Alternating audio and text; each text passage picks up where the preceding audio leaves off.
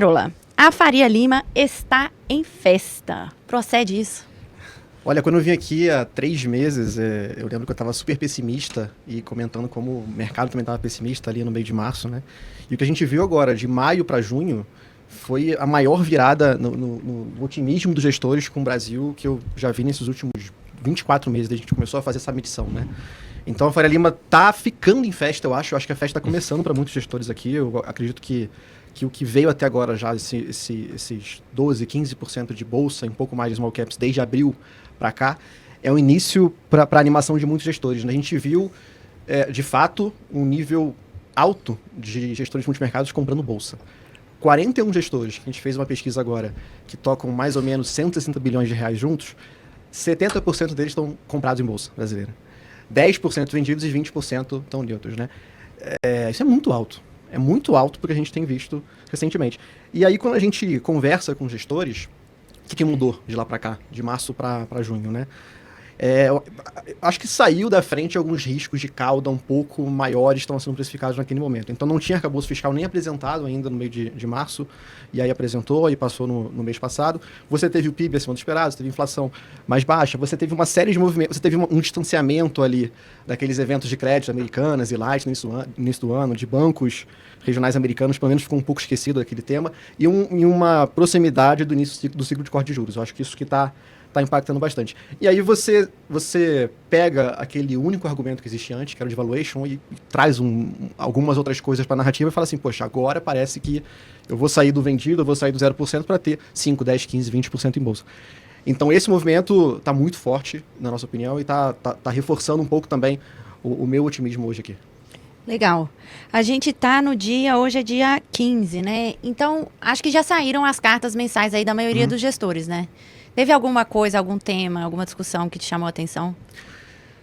Eu acho que, além da unanimidade em ativos de risco Brasil, o que a gente tem visto é alguns gestores querendo relembrar um pouco alguns temas esquecidos. Então, por exemplo, a carta do João Landau da Vista trouxe o tema do risco geopolítico Ucrânia e Rússia, que ninguém está mais falando, e aí o Landau falou assim, pô, vocês têm que olhar isso aqui de perto, porque a Ucrânia está querendo contra-atacar na Crimeia, e isso pode trazer conflitos ali maiores, e nenhum dos dois lados pode em nenhum momento admitir que perdeu. Eu acho que se destacam mais esses que estão trazendo coisas diferentes, mas o que a gente tem visto de maneira geral é que o movimento de você capturar o início do ciclo de corte de juros via pré-fixado passou rápido. Assim, a grande maioria já fez isso ou nem fez e meio que já não está fazendo. Já vou pular e vou para a bolsa direto. Eu acho que esse é o grande destaque, né? A gente viu na carta da Verde Stuberg falando em 20% do portfólio já em bolsa, né? Lembrando que ele sempre fala ali num estrutural de 1/3, 30%, 33%, está no 20%, super rápido. A gente tem visto vários gestores aumentando essa posição. Então, acho que é surpreendente, porque você sai de uma leitura muito pessimista, que a gente saia triste das reuniões ali no início do ano, não com gestores de ações, porque eles estão sempre muito animados. E agora a gente vê isso acontecendo, né? Então, é surpreendente. Legal. E eu queria ouvir um pouco da sua percepção sobre isso também, né? Porque até agora você falou dos gestores. Acho que foi o Kiki que contou na live do Carteira Universa, ou foi o Jojo, que ele falou que ele encontrou um gestor na rua, e aí, do outro lado da rua, ele, aí, tá jóia? Aí o gestor gritou, o bear market acabou, tô muito feliz e tal. Então, assim, eu queria ver a sua percepção de analista, né? Se tem uma euforia, ou se realmente é o início de um ciclo, se esse pessoal costuma acertar mesmo.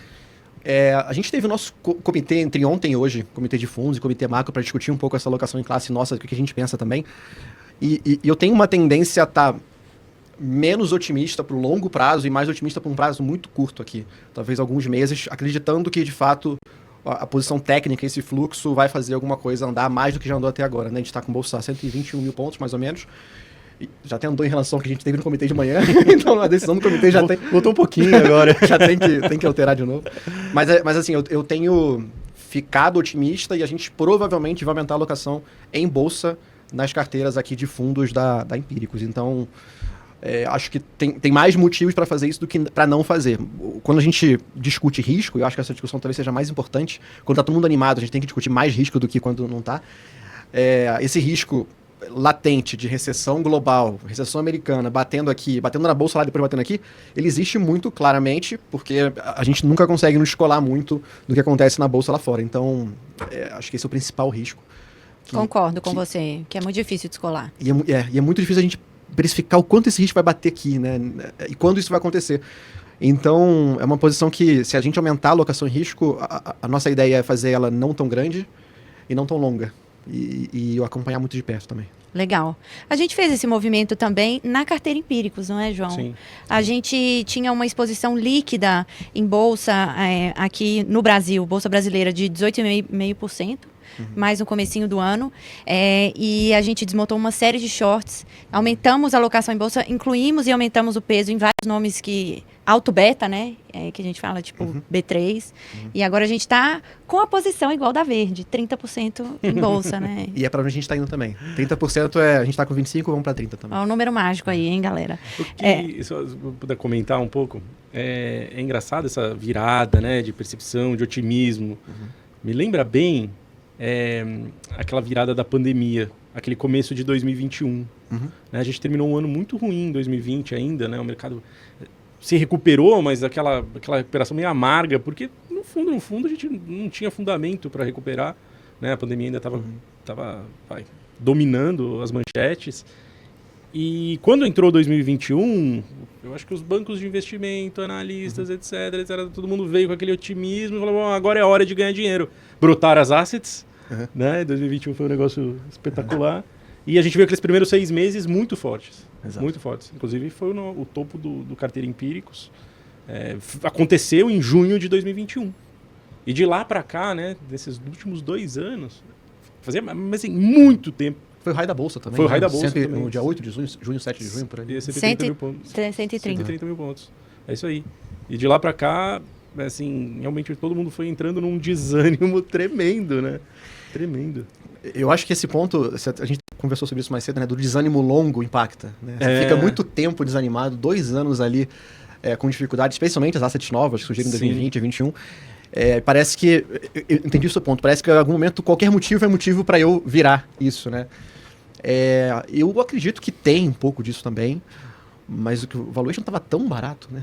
Tão barato, que quando você pega algum outro movimento técnico, mesmo que não seja de fundamento, e coloca no grupo aqui e mata alguns riscos de cauda de fundamento, que aqui no Brasil eram muitos políticos, acho que dá esse ânimo de verdade. Que pelo menos sai da manchete, né? Exato. Eles estão lá. Exato. Adormecidos, né? Eles estão lá, mas eles saíram das manchetes. E aí o jogo parece que ganha outro caminho. Vamos ver. Tem uma pergunta aqui muito boa. A gente respondeu ela parcialmente, mas eu queria responder de uma forma mais objetiva. É do Fernando. Ele pergunta assim, é hora de acelerar ou pisar de leve no freio? Eu acho que acelerar de leve. Concordo. Eu acho que acelerar de leve. Eu fiquei raciocinando aqui qual das duas. Acho que acelerar de leve. Acho que é você aumentar um pouquinho a velocidade ali e tá pronto para pisar no freio, porque se seria muito rápido, você não vai conseguir frear, né? Exato. Eu acho que esse é o ponto. A gente, nessa ideia de fazer um aumento de alocação de risco, nas carteiras de fundos, por exemplo, a gente não faria provavelmente em fundos de ações, porque na hora de sair demoraria 30 dias, 60 dias, então a gente faria em alguma coisa mais passiva. Dito isso, uma discussão que estava tendo hoje também poxa, mas o passivo tem muita Petrobras, muita Vale e tal, será que vale a pena? Poxa, aí a gente prefere talvez ir nos small caps, pegar um pouco mais desse movimento que está mais atrasado em relação ao Ibovespa, que se sustentou no ano passado, né, no ano retrasado também e tal. Então acho que seria mais esse movimento, acelerar de leve, mas acompanhando.